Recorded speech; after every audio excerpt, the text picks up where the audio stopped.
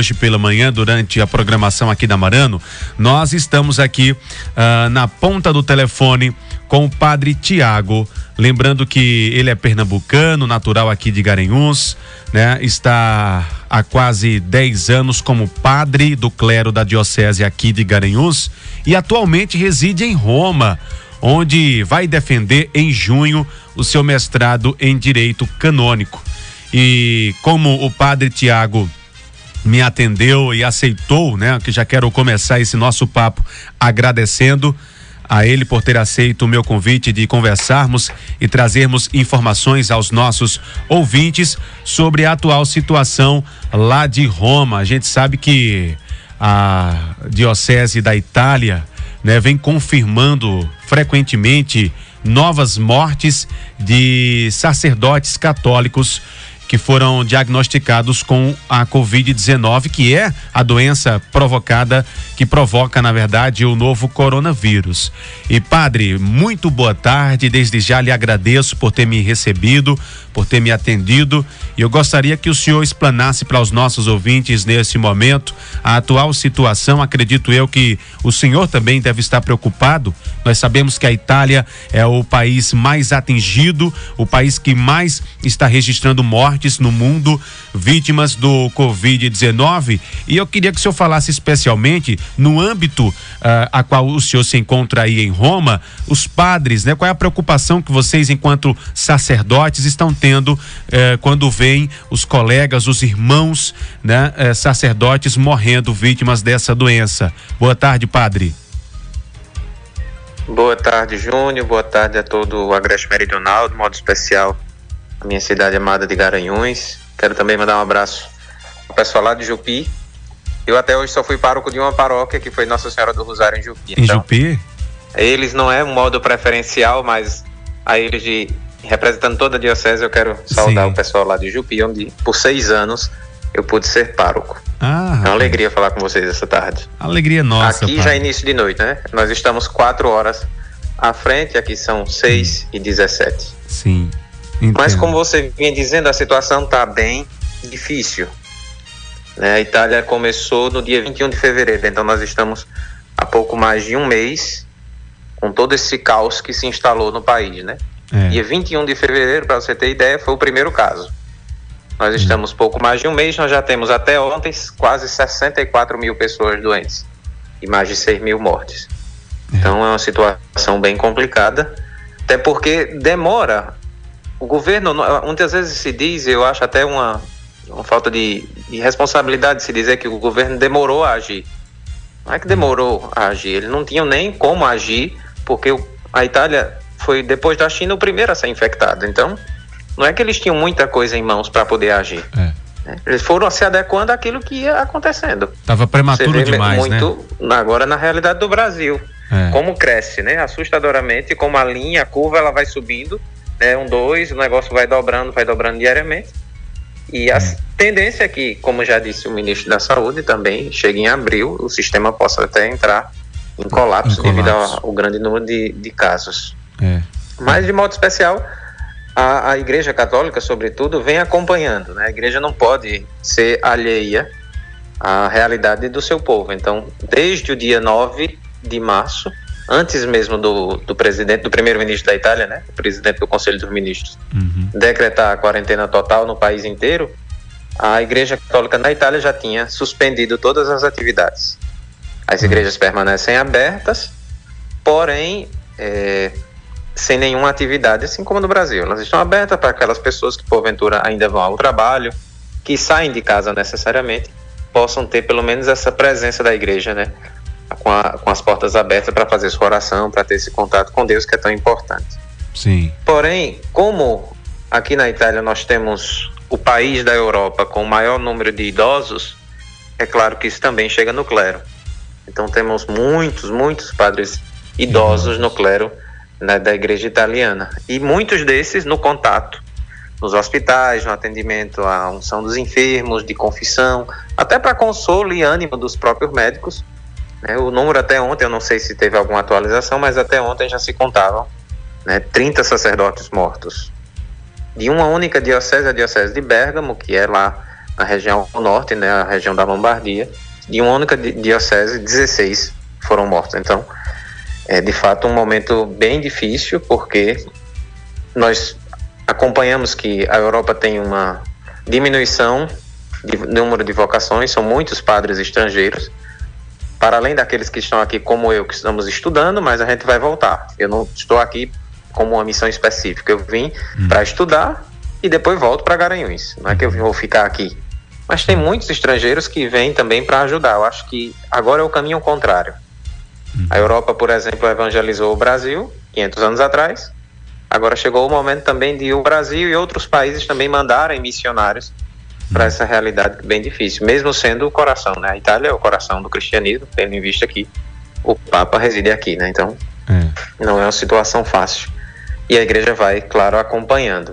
Desde o dia 9, portanto, estão canceladas todas as celebrações públicas, evidentemente todas estão sendo feitas, como começou aí no Brasil esse final de semana, né, por meio das redes sociais, de transmissão, por meio de streaming, ao vivo, direto.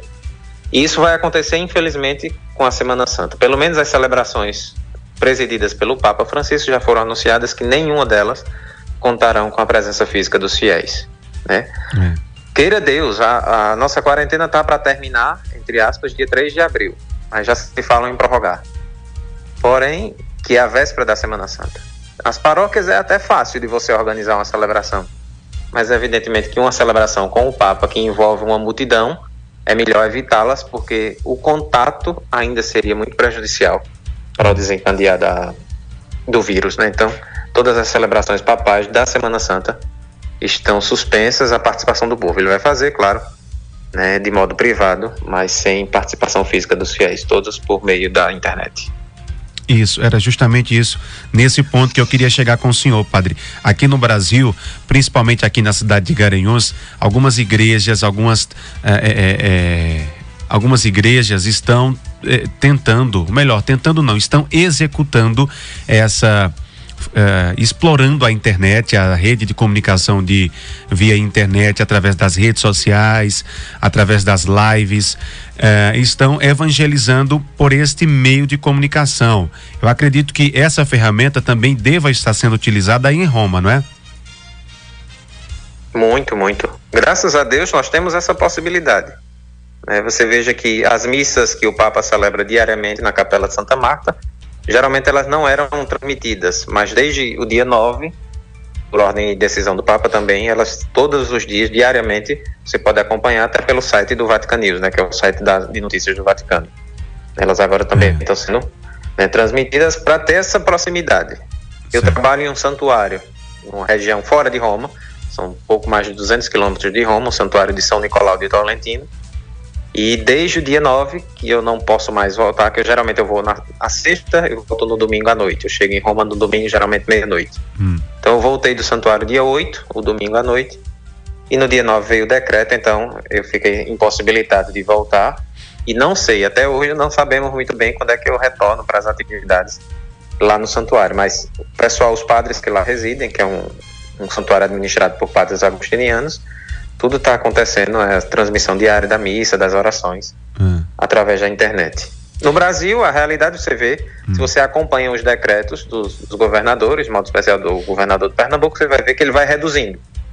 Ele começa com um decreto de 500 pessoas, um dia depois, ou quase 2 no máximo, ele reduz para 100, reduz para 50, e o último de ontem, creio, que reduziu para 10 pessoas. Então, agora o negócio está muito limitado.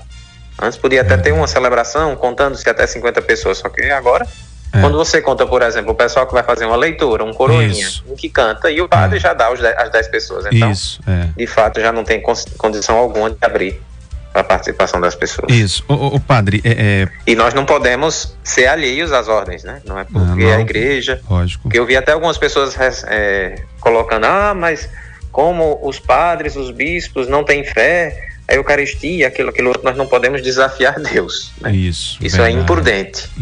Não é porque nós temos fé, até porque desafiar Deus dessa forma, como se fosse uma prova da nossa fé, seria muita infantilidade e imaturidade na nossa fé. Nós devemos ser, de fato, responsáveis pela nossa vida, mas também pela vida de tantas pessoas que frequentam nossas igrejas. Sim. E, em boa parte, são pessoas de uma certa idade, né? Nós temos que perceber que muitos dos fiéis têm já uma certa idade que encontram-se naquela faixa de risco, né? Que a gente sabe muito bem, aqui na Itália, por exemplo, dos 6.000 mortos, mais de 85% são de pessoas idosas acima de 70 anos. A média de idade, eu estava olhando antes de falar contigo, por exemplo, a média de idade dos mortos aqui, 30% são mulheres, 70% são homens. 30% das mulheres que morreram têm mais de 83 anos, é a média de idade. E a média de idade dos homens são 79 anos. Então, para a gente perceber que a idade é muito avançada. Mas os jovens também não fiquem achando que são invencíveis, não. Nós já tivemos casos de pessoas um pouco mais jovens, são muito poucos, mas que infelizmente, quando se une o coronavírus a outras doenças que possam existir, aí sim a taxa de letalidade ela sobe absurdamente. Entendo. Padre, em relação, como nós conversamos, iniciamos a nossa entrevista com o senhor falando sobre essas mortes dos sacerdotes aí em Roma. Isso preocupa o senhor também? Como é que está sendo encarado essa situação, essas mortes frequentes, né, dos sacerdotes e também dos seus irmãos, colegas que estão aí exercendo a função em Roma? Como é que vocês estão encarando tudo isso? Vê, a situação ela é muito grave na região da Lombardia. A Itália ela é dividida em 20 regiões, como o Brasil em 20 estados. Então a Itália é dividida em 20 regiões. E uma destas regiões situada ao norte é a Lombardia, que tem como capital, entre aspas, a cidade de Milão, que é a mais conhecida. Só para tu ter uma ideia, por exemplo, a região são 63 mil casos. A Lombardia ela tem 28 mil casos desses 63 mil. Roma, a região de Roma inteira, que é a capital do país, que é uma das cidades mais visitadas do mundo, por conta de toda a sua história, toda a região, né, da Lácio, que é onde Roma está situada, nós temos 1.171 casos. A diferença é absurda, de 28 mil para 1.000. É claro que a maioria desses padres que faleceram eram párocos, sobretudo dessa região, né, da Lombardia, que entre os dias 21, sobretudo, até o dia 9, quando se tinha mais essa possibilidade, porque hoje, por falta do material, dos insumos, tá faltando máscara, tá faltando respirador, tá faltando gel, essa coisa toda, porque a demanda é muito grande. Então não é que seja hoje, não é mais tão fácil para um padre entrar nos hospitais para fazer esse trabalho, por conta também do índice muito grande de mortes. Então, mas até o momento em que ainda se tinha uma certa facilidade, né, a maioria desse trabalho foi feito, né, pelos padres que estavam à frente de paróquias. Hoje, graças a Deus, desde o dia que começou a quarentena, eu tenho esse privilégio, entre aspas, de dizer que não saí mais de casa, né? Então, já é o 17º dia que a gente está em casa, né? Eu não preciso, como eu moro em um colégio interno, então não é que eu precise sair para fazer algo. Não é que eu preciso, como tantos homens e mulheres do Brasil, que não podem ter esse privilégio. Tem gente que não pode ficar em casa. Verdade. Né? Porque precisa trabalhar. Porque se ele não vai trabalhar, se não vai para a feira, por exemplo, como é tão característico das nossas cidades, como é que vai alimentar a sua família? A gente tem que dosar. Essa questão do ficar em casa é importantíssimo, porém, mesmo aqui na Itália, acompanhando os jornais do Brasil, muitas vezes se coloca de um modo um pouquinho errado, né? Existem pessoas e atividades que não podem parar, porque senão você vai, né, gerar um caos muito maior. Eu acompanho alguns jornalistas do Brasil, por exemplo, um que eu gosto muito, que é o Alexandre Garcia, ele disse: a gente não pode, né, fazer com que o remédio ele se torne pior do que a realidade, que é pior o vírus. Se você fecha tudo, o que é que vai acontecer? Vai um caos colapso geral. Verdade. E pessoas vão morrer de fome. De fome, verdade. Porque tem gente que não pode parar. E depressão, né? Aqui na nossa casa, por exemplo, que eu moro, tem pessoas que todos os dias, 3 senhoras vêm trabalhar. Desde o dia que começou, elas não pararam um dia de trabalhar. Todos os dias elas vêm aqui, antes de começar o trabalho, evidente, ela faz todo o processo de desinfecção, passa o álcool gel, faz todo aquele processo, e depois começa a trabalhar naturalmente, né? É evidente que tem-se que isolar agora, sobretudo, aquelas pessoas mais idosas ou que estão no grupo de risco, né? Tem algum tipo de doença, porque essas são as que mais podem ser atingidas, né? E precisam ir para a unidade de terapia intensiva, que aqui na Itália já passam de 3.000 pessoas atualmente na terapia intensiva. É isso que gera o caos. Porque nenhum país do mundo tem leitos suficientes para receber uma demanda tão grande de pessoas em uma terapia intensiva. Mesmo em um sistema bom, porque a gente fala muitas vezes do SUS, e quando se refere ao SUS no Brasil geralmente é para reclamar, mas infelizmente é por conta da demanda que é muito grande, mas graças a Deus nós temos o SUS que está muito preparado, né, a gente acompanhando, para acompanhar essa evolução. Né? Ainda nós estamos acompanhando, os números já começam a ficar um pouco preocupantes, porém, diante de uma realidade de um país com 210 milhões de pessoas, evidentemente que nós temos 1.500, 1.900 casos, e isso dá para o governo, o Ministério da Saúde, os governadores, prefeitos irem pouco a pouco, né, com planejamento, com esperteza para saber lidar com a situação, fazer com que isso possa ser pelo menos amenizado e não chegue a níveis como aqui nós vivemos, né? Eu vejo pessoas fazendo comparação com a Itália, totalmente desproporcionado você comparar o Brasil com a Itália. Se você pega a quantidade, o tamanho do Brasil com o tamanho da Itália, já muda completamente. Nós temos aqui 60 milhões de habitantes, o Brasil 210 milhões. Mas a Itália é menor do que o Maranhão. Imagina. Então, a quantidade de pessoas que estão dentro por quilômetro quadrado é uma diferença muito grande. Depois, é o país da Europa, como eu já disse e repito, com o maior número de idosos. E diferente do Brasil, que é o país com a menor incidência de pessoas fumantes no mundo, o Brasil, depois de todo aquele trabalho que foi feito de combate ao tabagismo, a Itália é o contrário. É um dos países onde as pessoas mais fumam. Então nós estamos um país de idosos, fumantes e no inverno. Veja quantas coisas possibilitam para que esse vírus de fato possa fazer algo muito maior. Então, naturalmente, as pessoas já estão resfriadas, já estão passando por aquilo outro, alguma dificuldade. Então, é evidente que a gente não pode fazer comparações para que a gente não pinte o bicho mais feio do que ele já é. Senão a gente vai criar um apocalipse. E não é o fim do mundo. Com a graça de Deus, nós vamos superar. Isso eu não tenho dúvida alguma. É tanto que a gente tem que ir, para além das notícias negativas de morreu alguém, se a gente for contar quantas pessoas já morreram de janeiro até hoje por outros tipos de doença no Brasil, a gente vai ver que os 34, não é que isso, uma vida humana já vale a pena. Mas quando você faz a comparação entre outras mortes por outras doenças, é evidente que o coronavírus não é o pior de todos os males que já apareceu na face da Terra, né? A dengue, ela já fez muito maior estrago, por exemplo, no Brasil, do que o coronavírus, pelo menos até agora. E a gente tem que dizer notícias boas. Já tem 101 mil pessoas até ontem que foram curadas do coronavírus. Verdade. Né? E mesmo aqui na Itália, tem 2 dias seguidos, ainda não saiu, e se saiu ainda, como a gente está conversando, não tive a oportunidade de olhar, os números dos últimos 2 dias já são números que começam a cair. A gente não sabe se já foi atingida aquela curva que falam, e começa agora a cair, ou se de fato foi apenas 2 dias, né, de graça, de esperança. Mas os últimos 2 dias caíram o número de mortes e caíram o número de pessoas, né, positivas, né, no coronavírus aqui na Itália.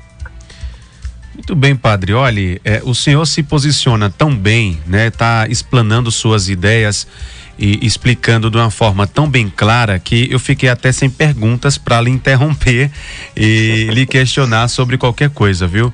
Mas de antemão já quero de fato novamente lhe agradecer, né, por ter me concedido esse tempinho. Sei que o senhor nesse momento, como muito bem disse na entrevista, está se protegendo, está de quarentena também, evitando sair, fazer alguma saída desnecessária, justamente para se prevenir e cuidar de si próprio e também das pessoas que estão ao seu redor. E assim, mais uma vez eu volto a lhe parabenizar pela sua expressão, pela forma que o senhor nos trouxe as informações aí de Roma.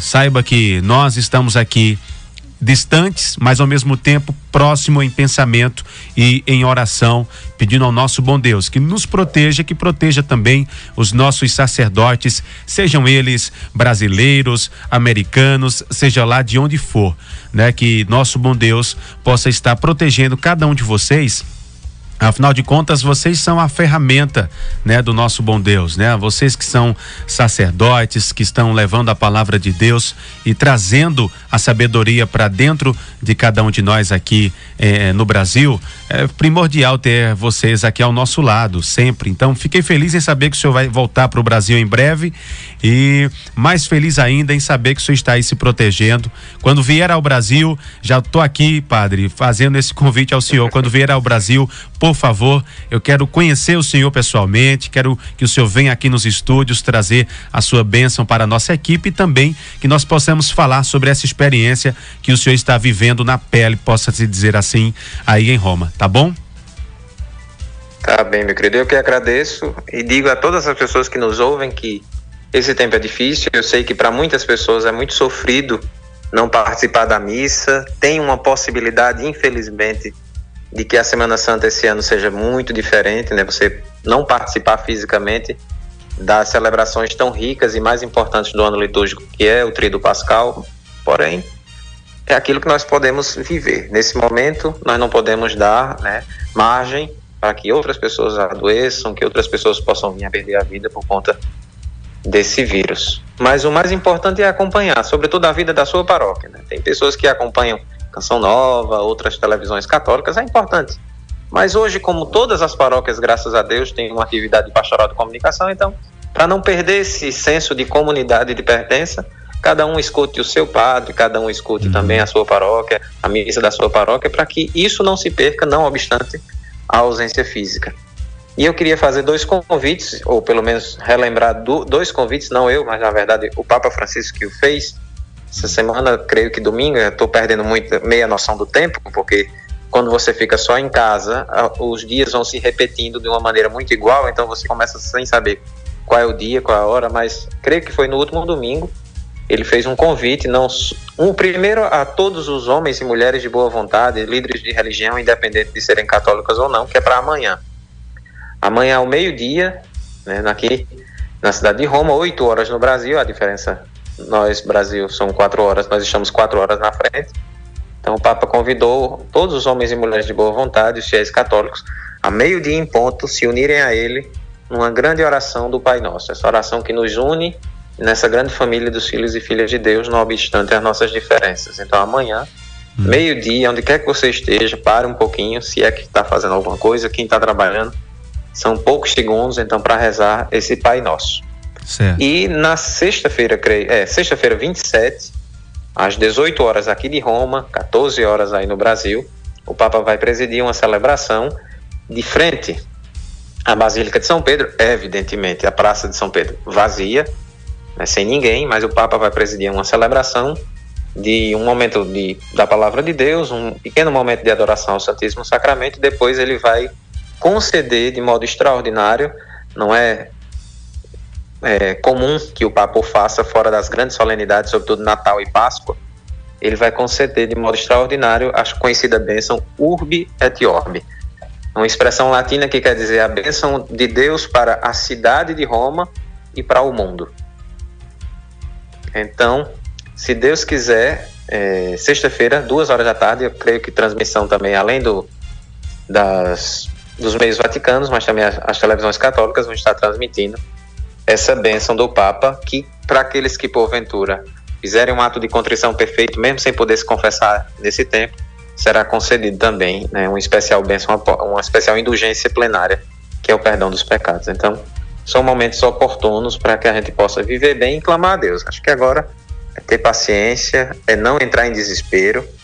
Eu sei que às vezes é meio difícil, porque se você liga a televisão, graças a Deus, eu não tenho televisão aqui, mas é 24 horas falando de um único assunto. Então aquilo vai gerando em você uma angústia, que se você não morre de coronavírus, tem uma possibilidade que você morra de medo. Verdade. Então a gente não pode pensar, não pode entrar em pânico, não pode achar que é o fim do mundo, não.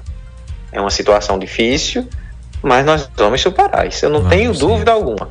Padre, deixa eu tirar uma dúvida com o senhor. Graças a Deus agora a gente acompanha. O senhor mencionou aí que o Papa Francisco fez um convite, né, para que todos nós pudéssemos orar com ele no mesmo horário. A minha mãe havia me dito isso e eu fiquei com uma dúvida no seguinte: esse horário desse convite do Papa Francisco será ao meio-dia de Brasília ou ao meio-dia de Roma?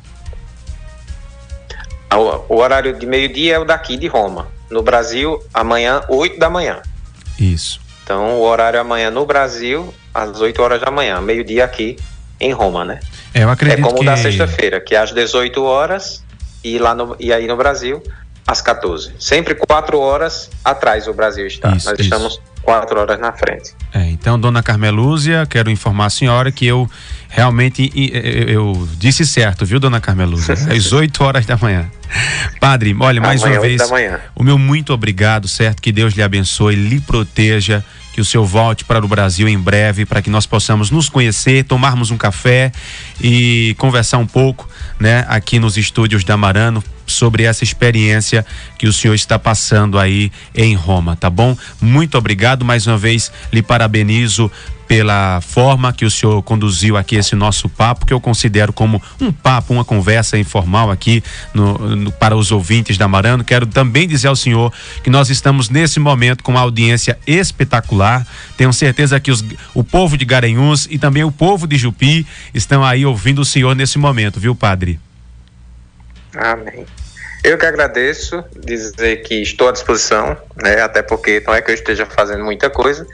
Eu estou aproveitando para terminar, faltam 2 pontos apenas, acho que daqui para mais tarde eu termino a dissertação do mestrado, então, mas eu estou à disposição, mandar um abraço bem grande a todas as pessoas, aos amigos, mas de modo especial também, não podia deixar de ser, mandar para minha mãe, dona Expedita Lopes, meus irmãos, dizer que está tudo muito tranquilo, não precisa ninguém ficar com medo. Como eu já disse, eu tenho o privilégio de não precisar sair de casa, então não é que o vírus gire.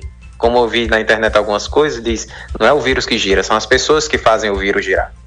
Então, se a gente se previne, evidentemente, não precisa ter medo, não precisa entrar em pânico. Essa situação vai passar. E dizer que, se Deus quiser, daqui uns meses, quando eu estiver em casa, pelo menos para passar alguns dias com o pessoal de casa, a gente vai se conhecer, lhe parabenizar, você se tornou papai novamente, então verdade. Deus abençoe você, sua família. Amém. E que não obstante a amizade somente por redes sociais, nós temos essa possibilidade hoje, mesmo distantes do outro lado do oceano, mas que a gente possa sempre, né, com os olhos fixos em Deus, manter viva a chama da fé e da esperança, que é isso que nos dá a possibilidade de caminhar todos os dias, não obstante as dificuldades. Toda a tempestade, como tem uma música, acho que do padre Reginaldo Manzotti, a tempestade vai passar, isso aí eu não tenho dúvida. Deus é quem conduz a história e coisas mais difíceis nós já vimos e com certeza essa é mais uma aprovação para que também as pessoas possam rever e recolocar em ordem muitas coisas de sua própria vida, né? Agora as relações que eram muitas vezes tão somente por meio do celular, agora essas não mais conseguem dar gosto à vida humana. A gente precisa sair, a gente precisa do contato. Mesmo que muitas vezes o pessoal sai e fica lá todo mundo sentado ao redor da mesa, cada um com seu celular na mão. Mas a gente hoje consegue perceber o valor da família, do estar junto, o valor daquelas coisas que muitas vezes quando a gente não tem, a gente consegue valorizar melhor. Então que esse tempo seja também um momento de reflexão importante para isso. Tá certo? Tá certo, padre. Olha, dá vontade de ficar conversando com o senhor a tarde toda. Eu não vou mentir não, viu? Dá vontade de passar a tarde todinha conversando com o senhor e só ouvindo o senhor falar pra gente aí. Mais uma vez, padre, muito obrigado, fique com Deus e em breve nós voltaremos a nos falar, tá bom? Se Deus quiser. Um abraço, fica na paz. Amém. Tchau, tchau. É isso, gente. Acabamos de conversar então com o padre Felipe.